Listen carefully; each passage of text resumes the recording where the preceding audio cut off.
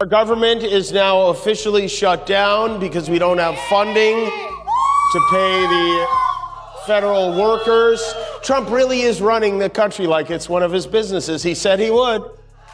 Just to give you some perspective, the government being shut down is even worse than when it's up and running.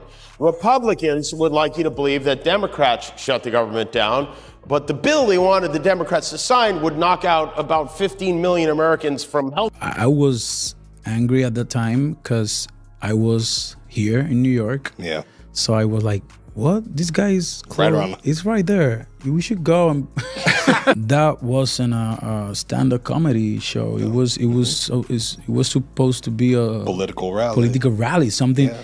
That joke delivered in that room, as you said, it seems like it's part of the politics of that room. Yes. Whether or not it comes from a politics. There's people that doesn't understand that it's a joke. Mm-hmm. People who gonna agree with that joke and gonna say, yes, Puerto Rican. You know what I mean? That's the part, like, is crazy. Jimmy Kimmel and Bad Bunny just turned political chaos into an art form.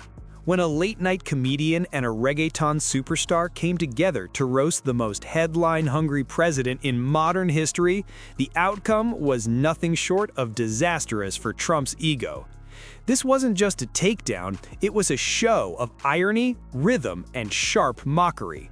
Together, they broke down the myth of Trump's genius, mocked the empire of delusion he built, and left his supporters wondering if they were watching a comedy act instead of a campaign rally. I mean, that son of a bitch, you know, is really unbelievable. Mr. Son of a bitch. I mean, Mr. Son of a bitch. His loyal. Yes, no, I never imagined that we'd ever have a president like this, and I hope we don't ever have another president like this again. I mean, I never even imagined there would ever be a situation in which the president of our country was celebrating hundreds of Americans. Can I know the t-shirt, please? Teacher. I'm so sorry. I want to apologize with you because I think this is not like you. This is more like Donald Trump. Did you say I look more like Donald Trump? Yeah, I'm sorry. If you're enjoying this video, make sure to subscribe to the channel and hit the bell icon. Jimmy Kimmel kicks off the chaos in the only way he knows how, by turning Trump's latest press stunt into pure stand-up gold. He doesn't even need to exaggerate. The material practically writes itself. One moment, Trump's bragging about creating jobs, and the next, he's firing half his inner circle because someone dared to remind him that Wi-Fi doesn't count as infrastructure. Kimmel treats Trump's presidency like a sitcom that never got canceled only because the writers kept adding plot twists nobody ever asked for.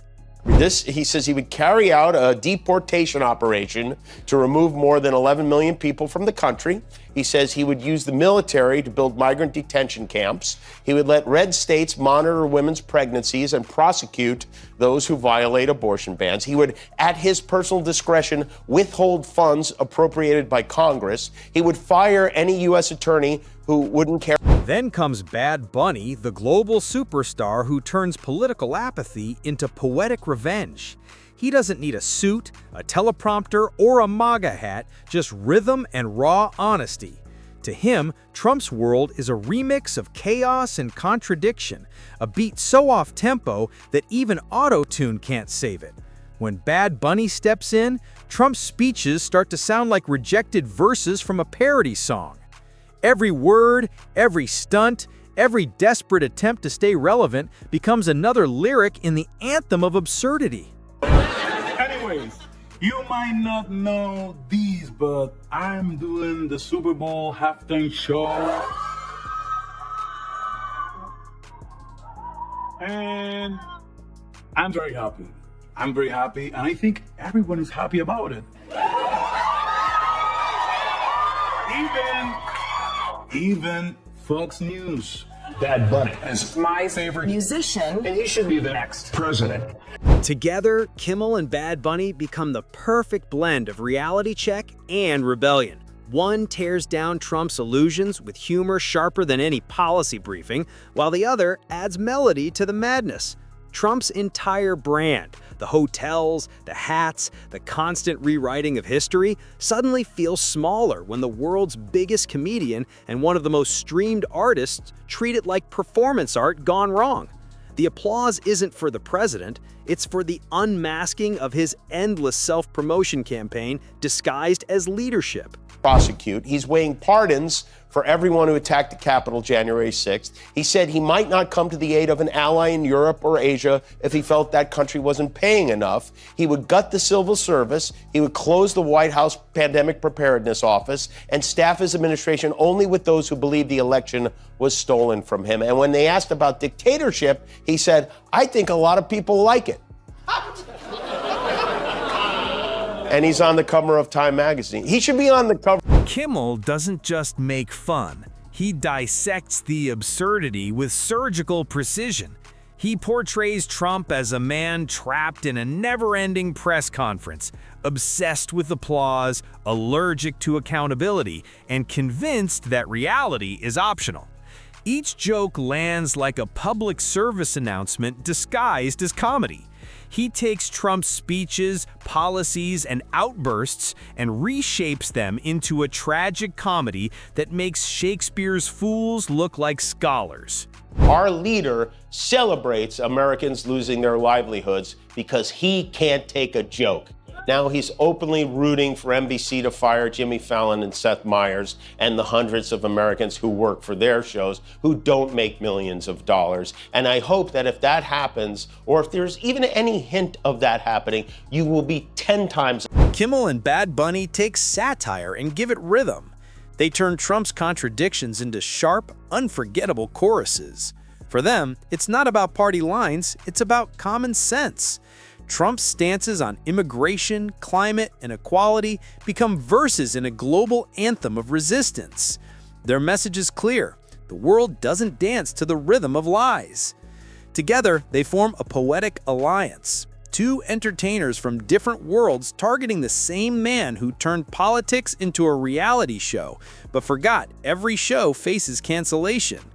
Kimmel's humor exposes hypocrisy, while Bad Bunny's artistry amplifies it.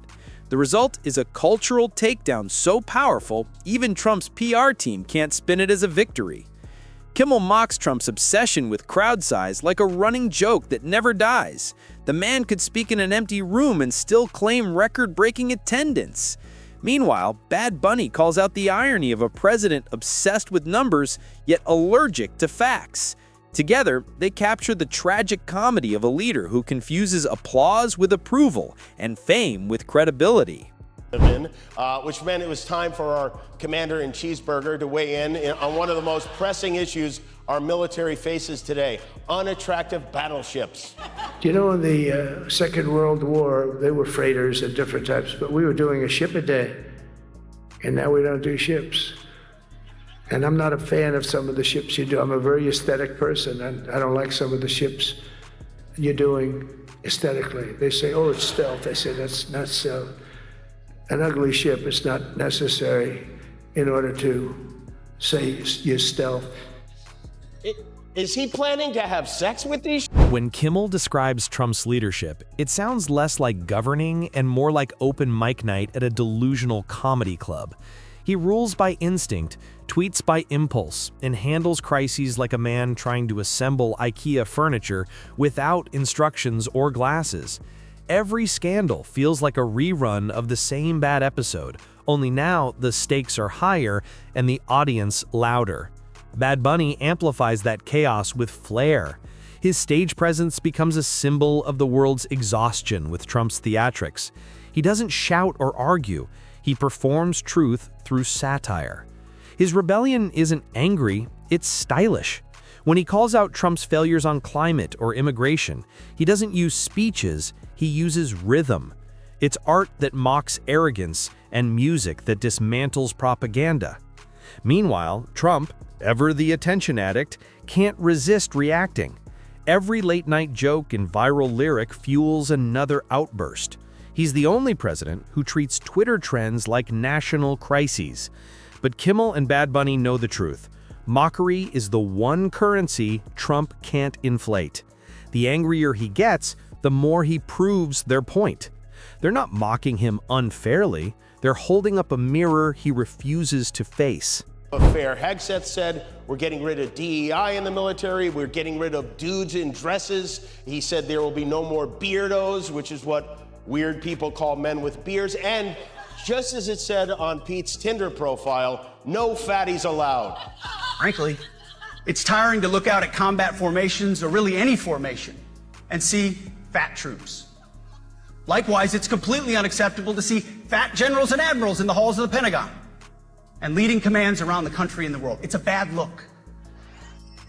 It is bad, and it's not who we are. Right. Trump was there. Kimmel tears into Trump's contradictions, the self-proclaimed deal-maker who keeps losing lawsuits, the patriot who outsources his merch, the tough talker who folds under criticism. Every joke lands because it's built on Trump's own half-truths and delusions. Bad Bunny stands as Trump's complete opposite, global, inclusive, and unapologetically real.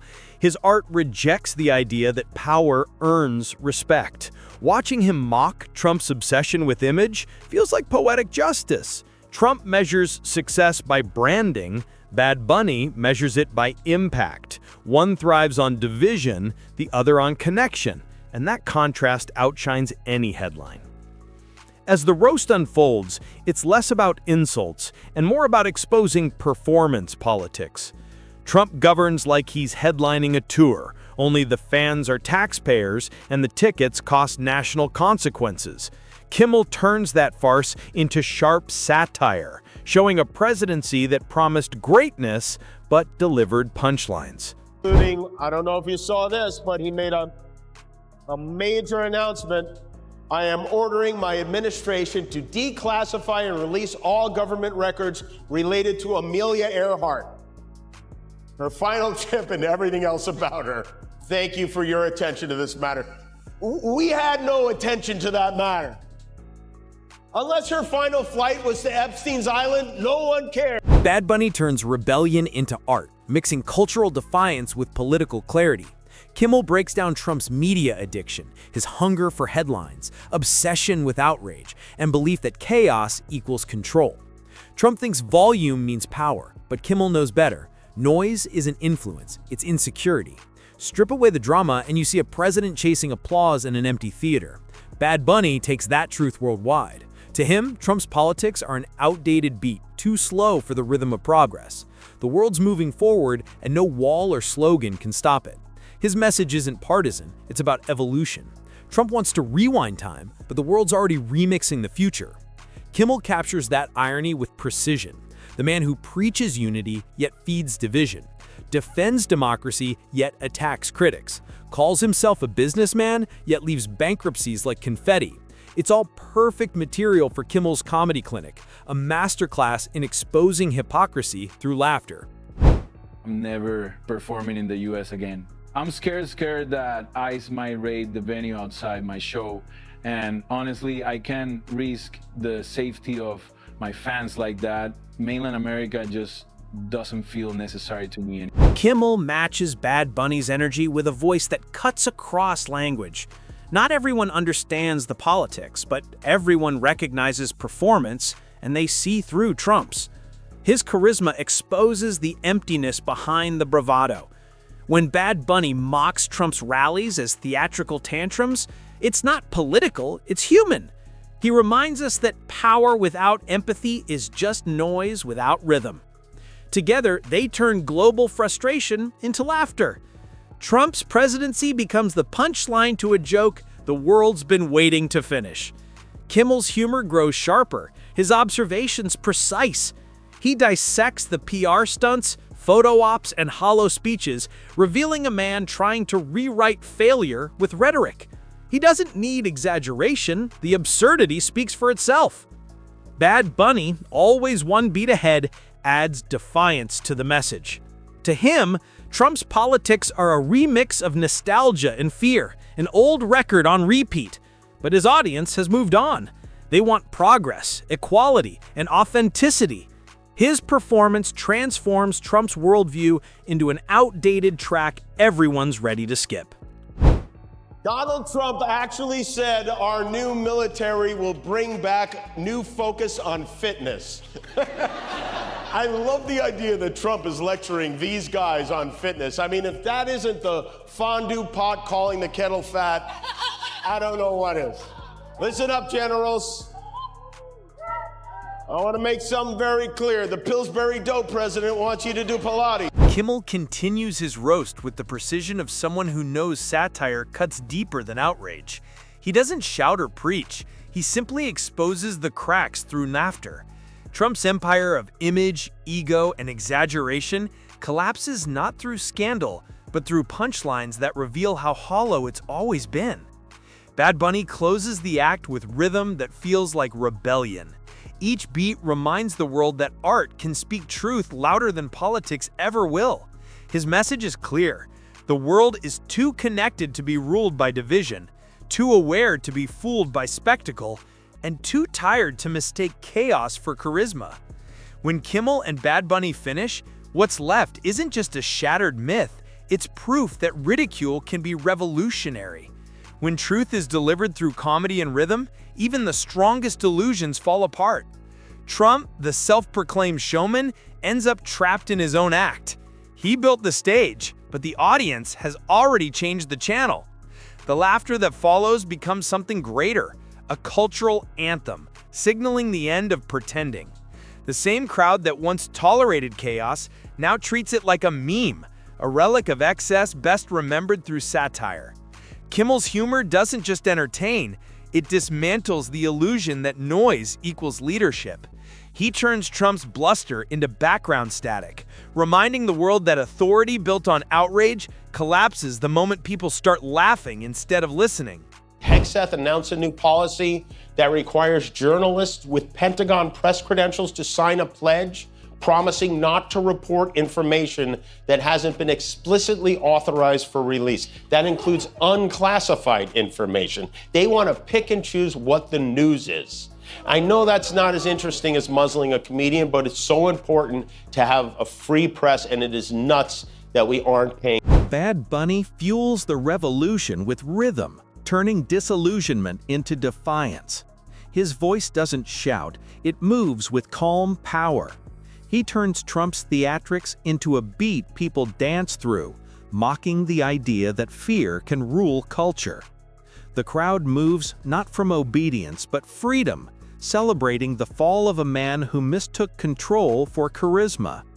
As the music swells, the joke becomes movement, rebellion through melody, not anger. Kimmel's humor slices through the myth of Trump's invincibility. The man who called himself a savior now stands as proof of satire's strength. Every boast turns into a punchline, every broken promise a setup. It's no longer politics, it's performance art collapsing under its own ego. Together, Kimmel and Bad Bunny expose how empty power looks when the spectacle fades, just arrogance fighting to stay relevant. Bad Bunny lands the final blow with style, painting Trump as yesterday's rhythm, loud, predictable, and offbeat. The people no longer chant slogans, they chant lyrics. They don't follow orders, they follow rhythm. Through him, satire becomes freedom's language, and laughter the anthem of awareness. Their roast isn't cruelty, it's clarity. It reminds the world that power without humility never lasts, and arrogance always ends beneath a spotlight of truth. The sound that remains isn't mockery, it's honesty, echoing through a world that refuses to forget.